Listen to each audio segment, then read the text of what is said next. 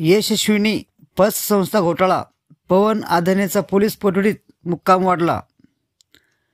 यशस्विनी महिला सहकारी पतसंस्थेतील 48 कोटीच्या घोटाळा प्रकरणातील मुख्य आरोपी तथा संस्थेचा अध्यक्ष देवदास याचा मुलगा तथा पतसंस्थेचा मुख्य व्यवस्थापक पवन देवदास आधाने वय 25, नवजीवन कॉलनी एन सिडको 11 व सून श्रोता पवन आधाने वय 23 या दोघांना 10 नोव्हेंबरला अटक करण्यात आली होती।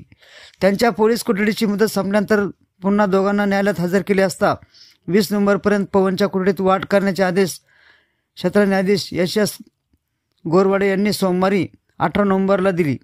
अहमदास मानकोपेच्या आदर्श पतसंस्थेतील 202 कोटीच्या घोटाळ्यात त्यांचा मुख्य व्यवस्थापक देवदास आधानेला अटक झाली होती।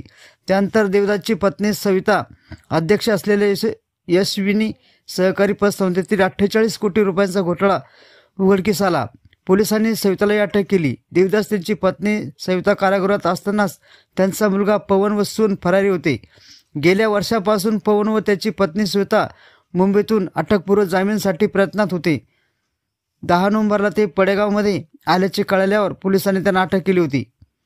आरोपींनी अपहार केलेल्या पैशातून कोणती स्तरावर मालमत्ता खरेदी केली, कोणाच्या वाट्याला किती हिस्सा आला याचा तपास करायचा आहे। अपहार केलेले पैसे आणि विक्री केलेल्या सोन्याची रक्कम जप्त करायची, हस्तगत करायची आहे। पोलिसांनी केलेल्या जप्ती पंचनाम्या दरम्यान अनेक कर्जाच्या फायली आरोपींनी लपवल्याचे समोर आले असून आरोपीकडून त्यांचा तपास करायचा आहे। यासाठी पवन वाढीव पोलीस कोठडी विनंती पोलिसांनी केली होती। न्यायालयाने कोठडी 20 नोव्हेंबरपर्यंत वाढवली। संशयित सून श्वेता मूळची मुंबईची असून 2021 मध्ये तिचे लग्न पवनशी राजेशाही थाटा झाले होते।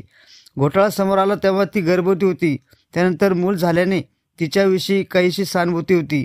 सध्या तिचे मूल 8 महिन्याचे आहे। लग्नानंतर वर्षभरात आधानाने सुनेच्या नावाने एक संस्था उघडून त्यावर इतर संस्थेतील पैसे कर्जाची रक्कम वळती केली। तिच्या वैयक्तिक बँक खात्यातही पैसे वळती झाल्याने तिची अटक गरजेची होती, असे पोलिसांनी सांगितले। 7 ऑक्टोबर 2023 रोजी यशस्विनी पतसंस्थेतील घोटाळा समोर आला होता।